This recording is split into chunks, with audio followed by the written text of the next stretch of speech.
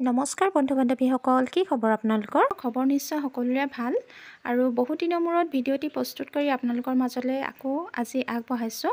ভিডিঅ'টি চাই আজি নিশ্চয় আপোনালোকে ভাল পাব বুলি আশা কৰিছোঁ। আৰু আজিৰ ভিডিঅ'টিত আপোনালোকক মই দেখাই আছোঁ, এয়া মোৰ হাতত কেইটামান পাৰ্চ দেখিছেনে? এই পাৰ্চসমূহ মইনো কেনেধৰণে বনাইছোঁ সকলোখিনি দেখাম, ভিডিঅ'টি শেষলৈকে চাই যাব। আৰু এই যে দেখিছে বেগত লগাই থোৱা লকেটকেইটা, এইকেইটা মই এক্সট্ৰাকৈ কিনি আনিছোঁ আৰু কেনেধৰণেনো বনাইছোঁ সকলোখিনি চাব পাৰিব, ভিডিঅ'টি শেষলৈকে চালে জানিব পাৰিব। আৰু এতিয়া মই বেগটো চিলাই কৰিবলৈ লৈছোঁ আৰু বেগৰ কাপোৰটো যে দেখিছে বিভিন্ন ৰঙৰ এই কাপোৰবিলাক মই কিহৰ লৈছোঁ জানেনে? যিবিলাক আমাৰ ছিংগুলকৈ হাজং মেখেলাবিলাক পোৱা যায় বজাৰত, সেই মেখেলাবিলাক আনি মই এনেধৰণে বেগসমূহ চিলাই কৰোঁ।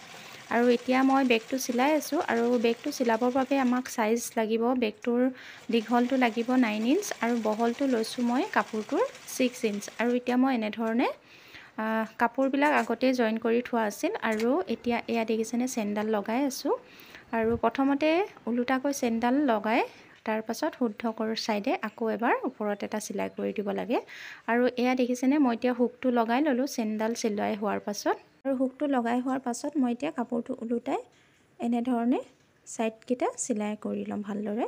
আৰু এই যে চেইনবিলাক দেখিছে, চেইনবিলাক মই মিটাৰকৈ কিনি আনিছোঁ আৰু আপোনালোকে মিটাৰকৈ কিনিলে আপোনালোকৰ লাভ হ'ব। এডালকৈ কিনিবলৈ গ'লে আপোনাৰ কিন্তু এডালতে আপোনাৰ 10 টকা পৰে আৰু যদি আপোনালোকে এনেধৰণে মিটাৰকৈ কিনে তেতিয়া মিটাৰত 10 টকা পৰে। তেতিয়া আপোনালোকৰ মিটাৰটো কিনিলে ভাল হ'ব।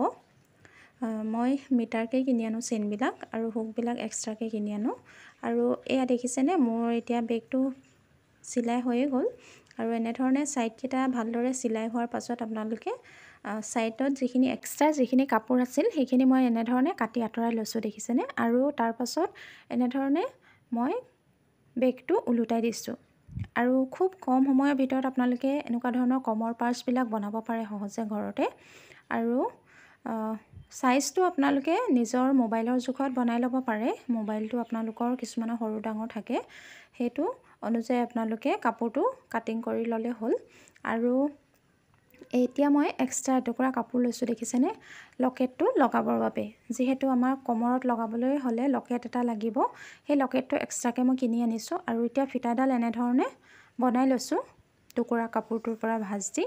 আৰু এতিয়া লকেটটো বেগটোত কেনেধৰণেনো লগাওঁ আহকচোন চাওঁ। প্ৰথমে এয়া মই ফিটাডাল চিলাই ল'লোঁ আৰু এতিয়া লকেটটো লগাম।